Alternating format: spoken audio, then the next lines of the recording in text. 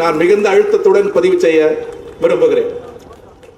இடதுசாரிகளுடன் நெருக்கமான பயணத்தில் தந்தை பெரியார், டாக்டர் அம்பேத்கர், காரல் மார்க்சின் கருத்துக்களை தனதாக்கி கொண்டு, தனது இயக்கத்தின் கருத்துக்களாக்கி கொண்டு ஒடுக்கப்பட்ட மக்களுக்காக அவர் தமிழ் மண்ணில் களமாடுகிற பொழுதே இது ஒரு தமிழ்நாட்டிற்கு தேவையான அரசியல் இயக்கம் என்பதை தமிழக மக்கள் அங்கீகரித்து விட்டார்கள் என்பதையும் இந்த மேடையிலிருந்து நான் அழுத்தமாக பதிவு செய்ய விரும்புகிறேன்.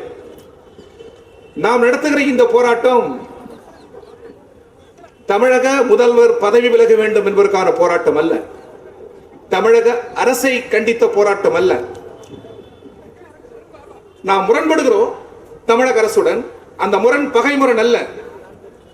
மாண்புமிகு முன்னாள் முதல்வர் எடப்பாடி அவர்கள் முரண்படுவது பகை முரண். சகோதரர் அண்ணாமலை இந்த அரசுடன் முரண்படுவது பகை முரண், வெறுப்பு, காழ்ப்பு, கசப்பு. நம்மால் சொல்ல முடியும் இந்த மேடையில் இந்த அரசின் மீது எந்த காழ்ப்பும், எந்த கசப்பும், எந்த வெறுப்பும் நமக்கு இல்லை என்பதை நம்மால் வெளிப்படையாக சொல்ல முடியும். ஆனால் அதே நேரத்தில் மக்கள் பாதிக்கப்படுகிற பொழுது, எளிய மக்கள், ஏழை மக்கள் பாதிக்கப்படுகிற பொழுது அரசை ஆதரிக்கிறோம், அரசுக்கு அருகில் இருக்கிறோம் என்பதற்காக அதை கண்டிக்க தயங்காத கட்சியும் இந்த கட்சிகள் மேடையில் இருக்கிறது என்பதை இந்த நேரத்திலே அழுத்தமாக சொல்லுகிறோம். தொழிலாளர்களுக்கும் அரசுக்கும் பிரச்சனை ஆகிற பொழுது நாங்கள் எந்த பக்கம் நிற்க முடியும்? ஊழியர்களுக்கும் அரசுக்கு ஒரு பிரச்சனை வருகிற போது நாங்கள் எந்த பக்கம் நிற்க முடியும்? எளிய மக்களுக்கும் அரசுக்கு ஒரு பிரச்சனை வருகிற போது நாங்கள் எந்த பக்கம் நிற்க முடியும்?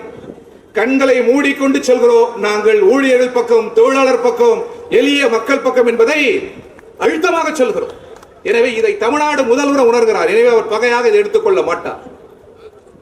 இங்கே நடைபெற்றிருப்பது சோகம். நாங்களும் சென்று பார்த்தோம். இது மீண்டும் ஏற்படக்கூடாது.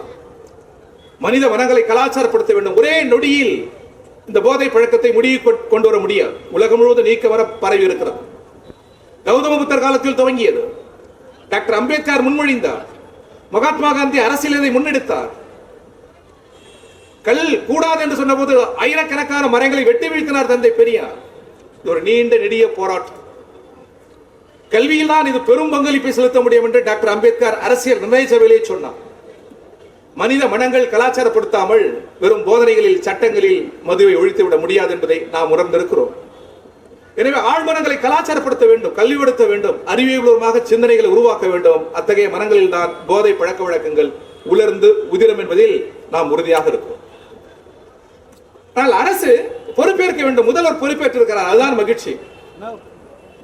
முதல்வர் தவறு செய்திருந்தால் அச்சமில்லாமல் கண்டிப்போம். அது ஜனநாயகம். அதை அவர் தவறாக எடுத்துக்கொள்ள கூடாது, எடுத்துக்கொள்ள மாட்டார். ஆனால் முதல்வர் தனது பொறுப்பில் இருந்து விலகி செல்லவில்லை. சட்டபூர்வமான, நிர்வாகபூர்வமான நடவடிக்கைகள் எடுத்திருக்கிறார். ஆனாலும் பொறுப்பு யார்? காவல்துறை மட்டுமல்ல, மாவட்ட ஆட்சியர், சமூக விரோதிகள். இந்த கூட்டணி தான் நாடாளுமன்ற ஜனநாயகத்தை சிதைக்கிறது. இந்திரா காந்தி அவர்கள் பிரதமராக இருந்த பொழுது உலகத்தின் தலை சிறந்த இந்த நாடாளுமன்ற ஜனநாயகம் ஏன் நெருக்கடிக்குள்ளாகிறது?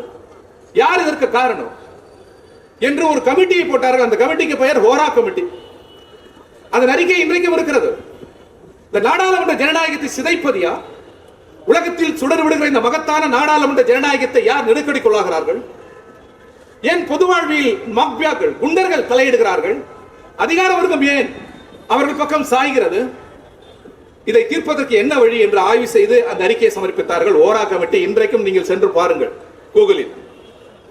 அதில் 3 பேரை குற்றம் சாட்டி இருக்கிறார்கள். ஒன்று தவறான அரசியல்வாதிகள், இன்னொன்று தவறான அதிகாரிகள், இன்னொன்று சமூக விரோதிகள். இவர்கள் இந்த 3 பேர் கூட்டணி தான் டெல்லி நாடாளுமன்றம் துவங்கி இந்த சென்னை வீதி வரை வாழ்வியலை, நாடாளுமன்ற ஜனநாயகத்தை சிதைக்கிறது. அந்த ஓரா கமிட்டியில் சகோதரர் அண்ணாமலை கோபப்படக்கூடாது. உங்களுக்கு நேரம் இருந்தால் நீங்களும் கவர்னரும் படிக்க வேண்டும். மிகுந்த பணியோடு சொல்கிறேன். அந்த ஓரா கமிட்டியில் குண்டர்கள், சமூக விரோதிகள் பட்டியலில் உங்கள் கட்சி தான் முதல் இடத்தில் இருக்கிறது என்பதை இந்த நேரத்தில் நான் அழுத்தமாக சொல்ல விரும்புகிறேன். அதற்காக நீங்கள் குரல் எழுப்பக்கூடாது என்பதல்ல, எழுப்பலாம் ஜனநாயக பூர்வமாக. ஆனால் அந்த தார்மீகத்தை நீங்கள் எழுந்து விட்டீர்கள். ஊபியில், குஜராத்தில் மதுவிலக்கில் எத்தனை ஆயிரம் பேர் செத்திருக்கிறார்கள். ஒரு அறிக்கை நீங்கள் தர முடியுமா? போதை பழக்கத்தினுடைய நுழைவாயாக குஜராத் இருக்கிறதே, ஆளுநர் மறுப்பாரா? எனவே நீங்கள் தார்மீகத்தை இழந்தவர்கள். ஆனால் எங்களுக்கு உரிமை இருக்கிறது, நாங்கள் கண்டிக்க முடியும். நாங்கள் குரல் எழுப்ப முடியும். எனவேதான் கண்டிக்கிறோம், குரல் எழுப்புறோம். உங்களுக்கும் எங்களுக்கும் பெருத்த இடைவெளி. இன்னொருவர் சொல்கிறார், நான் முடிக்க விரும்புகிறேன், அதிகம் பேச விரும்பவில்லை. பெரிய தலைவர்கள், பிரபலமான தமிழர்கள் தலைவர்கள் அவர்கள் செல்போனில் அந்த கைபேசியில் தினந்தோறும் அவர்கள் பேசுகிறார்கள். அவர்கள் சொல்லுகிறார், குடிகாரர்களுக்கு 10 லட்சமா, மீனவர்கள் இருந்தால் 3 லட்சம், ராணுவ வீரர்கள் இருந்தால் அவர்களுக்கு குறைவான தொகை, ஆனால் குடிகாரர்களுக்கு 10 லட்சமா என்கிறார். இறந்து போனவர்களை குடிகாரராக பார்க்கிறார் அவர். அரசியலில் பெரும் பிழை இது. அரசியலில் இன்னும் உயரத்திற்கு நீங்கள் வர வேண்டும் என்பதுதான் இந்த சொல்லாடல் காட்டுகிறது. இறந்து போனவர்கள் குடிகாரர்கள் என்று நீங்கள் கடந்து செல்கிறீர்கள், நாங்கள் தொழிலாளர்கள் என்று பார்க்கிறோம். சமூகத்தில் யாரும் செய்ய முடியாத தொழிலை செய்கிறார். செத்து போன பிணத்தை உங்களால் சுமக்க முடியுமா? சுமக்கிறவன் அவன். ஆழ்கடலுக்கு சென்று முத்தெடுக்கிறவன் அவன் தான். கட்டி தங்கத்தை வெட்டி எடுக்கிறவன் அவன் தான். அந்த சாலைகளை போடுகிறவன் அவன். இந்த காணுகிற மேன்மை எல்லாவற்றுக்கும் உழைப்பு அவன் தான். அவனது உழைப்பால் அவன் பாதித்திருக்கிறான், அவ்வளவுதான். இந்த 10 லட்சம் யார் வீட்டு பணம் என்று அவர் கேட்கிறார். யார் வீட்டு பணம் சொல்லுங்கள்? அம்பானி வீட்டு பணமா? இந்துஜா வீட்டு பணமா? கவர்னர் வீட்டு பணமா? மக்கள் பணம். மக்கள் என்றால் யார்? அவன்தான் உண்மையான மக்கள். அவன்தான் வெல்த் கிரியேட்டர்ஸ். செல்வ வளங்களை உருவாக்குவது கார்ப்பரேட் நிறுவனங்கள் அல்ல, முதலாளிகள் அல்ல. இயற்கையில் உழைப்பை செலுத்தி இயற்கையை மரண துக்கத்திலிருந்து தட்டி எழுப்புபவனே இந்த தொழிலாளி தான். இவன் தான் செல்வ வளங்கள். அவன் தவறால் அவன் பாதிக்கிறான். அவருக்கு நிதி தருவது யாருடைய பணம் அல்ல, அவன் பணம் தான். உழைக்கிற மக்கள் தான் செல்வ வளங்களை தருகிறார்கள். உழைக்கிற மக்கள் தான் அதிகாரத்தையும் தருகிறார்கள். எனவே 10 லட்சம் என்பது யார் வீட்டு பாக்கிலிருந்து எடுத்து தந்ததல்ல, அவன் பணம் அது. எனவே நீங்கள் அப்படி புரிந்து கொள்ள வேண்டும், அப்படி பார்க்க வேண்டும் என்று நான் வேண்டுகோள் விடுக்கிறேன். மீண்டும் நாங்கள் சொல்லுகிறோம், கவர்னர் அண்ணாமலை இன்று கூட அந்த தொலைபேசியை நான் பார்த்தேன். என்ன சொல்லுது? கம்யூனிஸ்டுகள் எங்காவது நாய் செத்து போனால் இந்த இந்திய கம்யூனிஸ்ட் கட்சியும் மார்க்சிஸ்ட் கம்யூனிஸ்ட் கட்சியும் குதிப்பார்கள். என்ன சொல்லாடல் என்று நமக்கு புரியவில்லை. ஒரு கட்சியின் தலைவர் நாய் இறந்து போய்விட்டால் அந்த நாயை உரிய இடத்தில் கொண்டு செல்லுங்கள் என்று மாநகராட்சிக்கு இன்றைக்கும் கொடிபிடித்து கம்யூனிஸ்டுகள் போராடுகிறார்கள் என்பதை சொல்லாமல் அவர் ஒப்புக்கொள்கிறாரா என்று நமக்கு தெரியவில்லை. அந்த பணிகளில் நாங்கள் இன்றைக்கு ஈடுபடுகிறோம். என்ன சொல்லாடல் இது? கம்யூனிஸ்டுகள், விடுதலை சிறுத்தைகள், எதிர்கட்சி தலைவர் சொல்கிறார், பேருக்கு ஒரு ஆர்ப்பாட்டத்தை அறிவித்திருக்கிறார் திருமாவர்கள். இதை சொல்லுவது முன்னாள் முதல்வர். கம்யூனிஸ்டுகள் ஒரு பேருக்கு ஒரு அறிக்கையை விட்டிருக்கிறார்கள். இப்படி சொல்கிறார்கள். நீங்கள் என்ன கருதுகிறீர்கள்? உங்கள் குரலில் எங்களால் இந்த அரசை எதிர்க்க முடியாது. உங்கள் சிந்தனையில் இன்று எங்களால் இந்த அரசை எதிர்க்க முடியாது. இந்த அரசு உள்ளபடியே உழைக்கிற மக்களுக்கு எதிராக செல்லுமையானால் முதலில் இந்த அரசை எதிர்க்கிறவர்கள் இந்த மேடையில் இருக்கிற நாங்களால் தான் இருக்க முடியும், நீங்கள் அல்ல. அந்த எதிர்ப்பில் அரசியல் இருக்குமே தவிர மறந்தும் காழ்ப்பு இருக்காது. பெரியாரின் கொள்கைகளை அவர்கள் பற்றி நிற்கிற காலம் வரை திமுக, அண்ணாவின் கொள்கைகளை திராவிட முன்னேற்ற கழகம் பற்றி நிற்கிற காலம் வரை அது ஒரு பகை இயக்கமாக நம்மால் மாற முடியாது. அரசியலில் நம்ம தோற்கடிக்கலாம், வெற்றி பெறலாம். ஆனால் நீங்கள் பகை இயக்கம், அரசியல் கட்சிகளுக்கு மட்டுமல்ல, பிஜேபி இந்த நாட்டு மக்களுக்கே பகை இயக்கம். எனவே உங்கள் மீது நாங்கள் கொண்ட பார்வை வேறு, இந்த பார்வை வேறு. எனவே அரசியல் கட்சி தலைவர்கள் அந்த 10 லட்சம் அதை பற்றி நீங்கள் பேசக்கூடாது என்று நான் சொல்லுகிறேன். கல்வி பொறுப்பு, இன்னும் ஏதாவது பொறுப்பு இருந்தால் அந்த பொறுப்பை இந்த அரசு ஏற்க வேண்டும் என்று நீங்கள் சொல்ல வேண்டும். நான் முடிக்கிறேன். சரி, ஆக இது எப்படி ஒழிப்பது? கள்ளச்சாராயத்தை, கலப்படத்தை, கள்ள மார்க்கெட்டை, இந்த கள்ளச்சாராயம் இந்த ஒரு விஷயத்தை வைத்துக் கொண்டு இந்த 10 லட்சம் ரூபாய் ஏழைகளுக்கு தந்ததை வைத்துக் கொண்டு எவ்வளவு பேச்சு. நேரடியாக நான் பெயர் சொல்ல முடியும், தலைவர்கள் பெயரை நான் உச்சரிக்க விரும்பவில்லை. நான் அவர்களை பார்த்து கேட்கிறேன். பட்டியலின மக்கள், ஒடுக்கப்பட்ட மக்கள், ஏழைகள் தவறு செய்து விட்டார்கள், அவர்கள் 10 லட்சம் அரசு தருகிறது. இதை பெரிய பகையாக, பெரிய இழப்பாக நீங்கள் பேசுகிறீர்களே. நான் இப்படி கேட்கிறேன், தவறாக நினைக்க வேண்டாம். கள்ள மார்க்கெட் இருக்கிறது இந்தியாவில். அந்த கள்ள மார்க்கெட்டில் ஒரு பட்டியலின மக்களாவது இருக்கிறார்களா? நான் பிரதமரிலிருந்து எங்கே இருக்கிற ஆளுநர் வரை கேட்கிறேன். ஒடுக்கப்பட்ட மக்கள் ஒருவராவது இந்த கள்ள பாஸ்போர்ட் தயாரிக்கிறார்களே, அதில் பிடிபட்டிருப்பார்களா? கருப்பு பணத்தில் ஒரு பட்டியலின மக்களை சொல்ல முடியுமா? கலப்படத்தில் ஒரு பட்டியலின மக்களை சொல்ல முடியுமா? இந்த மக்களுக்கு உழைப்பை தவிர வேறு ஏதும் தெரியாது. ஆதி உழைப்பாளர்களே இவர்கள் தான். தேசத்தின் முதுகெலும் அவர்கள். எங்கோ இடர்கிறார்கள், எங்கோ தீமை செய்து விட்டார்கள் என்பதற்காக, சின்ன தவறு செய்து விட்டார்கள் என்பதற்காக எல்லோரும் சேர்த்து அடிக்கிறீர்களே. இப்ப நாங்கள் இப்படி திருப்பி அடிக்கிறோம்.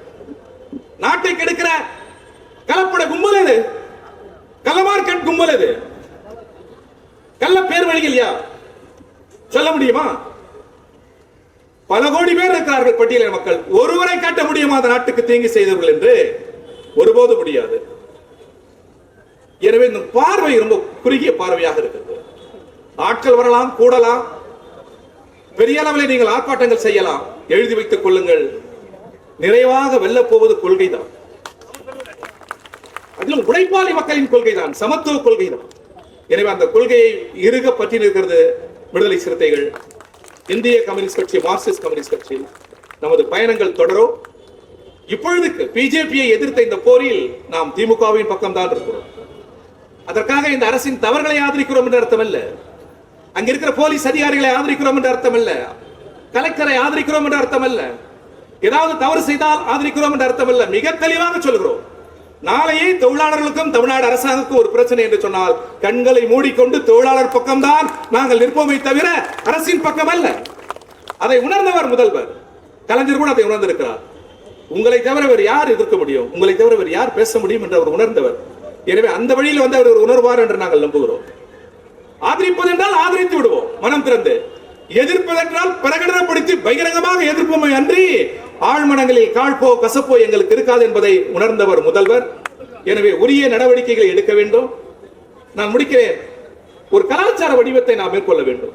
கௌதம புத்தர் துவக்கிய எத்தனையோ ஆண்டுகளுக்கு முன்னால் அந்த மனிதர் துவக்கினார். காந்தி இன்றைக்கு நமக்கு தேவைப்படுகிறார்.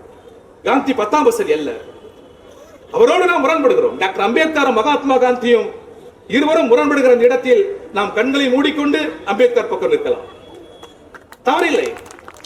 ஆனால் உலக முதலாளிகளை புவியியல் சூழலில் அரசியலில் மகாத்மா காந்தி சொன்னது 10ஆம் வசதிதனம் அல்ல, மிக உயர்வான கருத்துக்கள். எனவே காந்தி தேவைப்படுகிறார். காந்தியை நாம் இணைத்துக் கொள்ள வேண்டும். இதற்கு அவர் நமக்கு தேவை. இன்றைக்கு நாம் காந்தியை தொடவில்லை என்று சொன்னால் யாரும் காந்தியை தொட மாட்டார்கள். தொட வேண்டியவர்கள் நாம். முரண்படுகிற இடம் இருந்தாலும் அவரையும் அணைத்துக் கொள்ள வேண்டும். இது ஒரு நீண்ட நெடிய பயணம், கலாச்சார பயணம். ஆழ் மனங்களில் அறிவியல் பூர்வமான கல்வி விதைக்கப்படுகிற பொழுது போதை பழக்கங்கள், தவறான தப்பெண்ணங்கள் எல்லாம் உலர்ந்து உதிரும். அத்தகைய சமூகத்தை நோக்கி நாம் நடைபோடுவோம். வெற்றி நமக்கென்று சொல்லி விடைபெறுகிறேன். நன்றி, வணக்கம்.